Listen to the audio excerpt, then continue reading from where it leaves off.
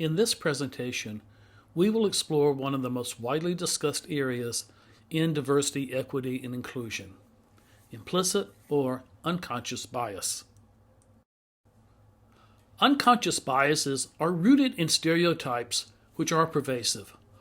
Our minds create stereotypes based on observed patterns, be they our direct experiences or our exposure to the stereotypes of others, as conveyed through culture, the media, our friends, family, and associates.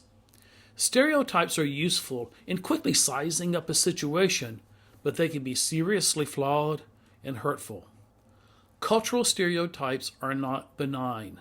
They have real-world consequences. They can get in the way of people becoming what they want to be without having to break stereotypes. Stereotypes are developed across almost all human characteristics, including gender, race, language, body type, and more. Most local governments with which I have worked have sought to create a more diverse workforce, especially the number of women and people of color in public safety. Few have successfully done so. And part of the reason is the dominant culture in those professions. It is white and it is male. Stereotypes may keep people from ever considering pursuing such a career, and the behaviors by co-workers based on people who do may drive them away.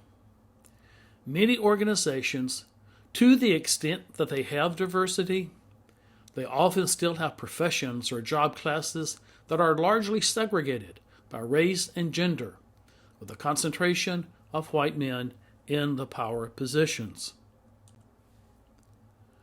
For years, these realities have perplexed me. Why do we act this way? Why do we stereotype?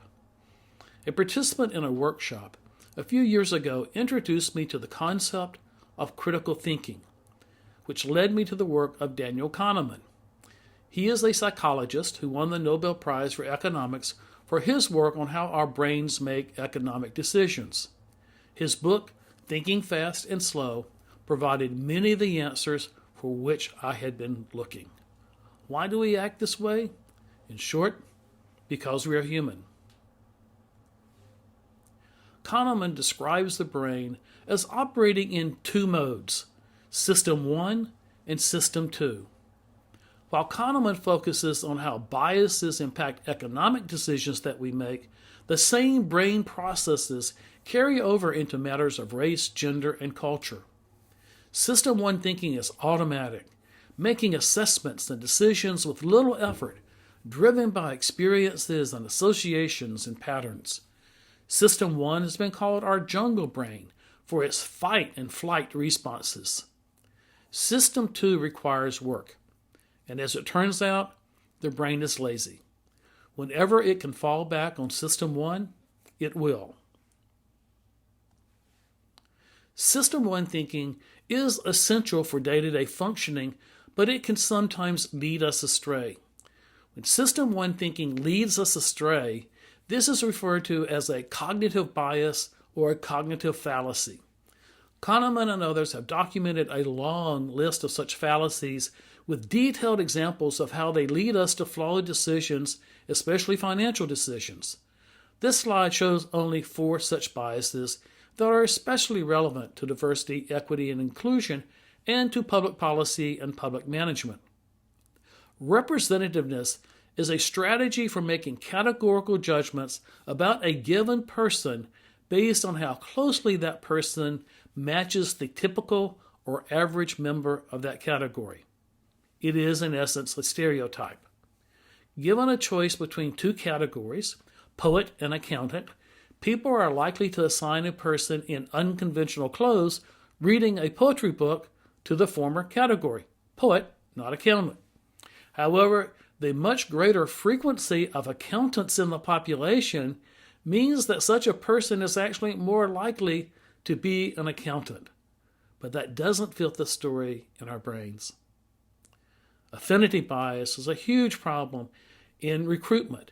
It is a tendency to like people who are like ourselves and want to hire people who are like ourselves. Status quo is the tendency to avoid change. Change requires making a decision, and there is a risk of being wrong. The brain fears being wrong and therefore will stay with the status quo. While the brain fears being wrong, it is overly confident that it is right. When challenged, we run to Google to find the evidence that we were right all along. An effective diversity, equity, and inclusion program has to overcome these and other human biases.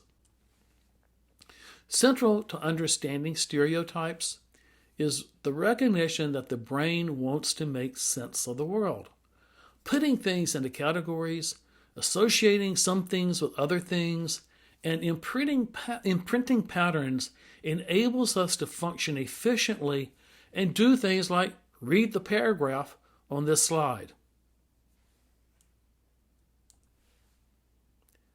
This puzzle is a classic System 2 problem. When confronted with it, we know that we have to think. Nonetheless, our brain wants to default to System 1 and the patterns with which it is familiar. Play with the puzzle. If you've never seen the puzzle and can solve it without assistance, post your solution to Ask the Professor. When we see someone, we want to reserve judgment and think before we assess or act. However, our brains will naturally default to the stereotypes that it has been compiling and saving all of our entire lives. Whenever we see someone, our System 1 brains begin creating a narrative based on that person's gender, their age, their race, their height, their weight. And when we add clothing, our brains can produce an entire narrative about that person, which may not even have an ounce of truth. Think of your own identity. Can you think of some common stereotypes that people have about people who look like you? Sure, we all can. Now, can we identify some of the stereotypes we have about others? Examine each individual photo in this collage. Imagine each in isolation. Imagine encountering each image on the street. Seen alone, what stories do our brains create about the person? How would we react if we met the person on the street? Whatever that story is, it is likely to be inspired by our individual, unconscious, personal, and cultural biases developed based on the cumulative impact of various stimuli, what we've seen, read, heard, and experienced. By now, you may have noticed that there are not 18 people in the collage, but only 3. The collage was created by Yete Ross-Smith, a photographer and multimedia artist. The collage is from a project entitled Our Kind of People, which examines how clothing, race, ethnicity, gender, and skin tone affect our ideas about identity, value, and character. The lighting and facial expressions are the same for each person. Only the clothes are changed, and they are from the subject's own wardrobes. The artist is the person on the top row.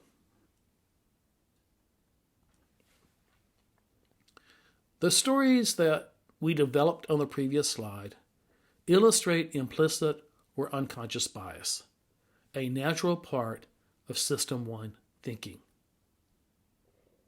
So, we know that it happens. It is unconscious, automatic, and pervasive. Unconscious biases can result in behaviors that conflict with our beliefs and have impacts inconsistent with our intent. The good news is that biases are malleable.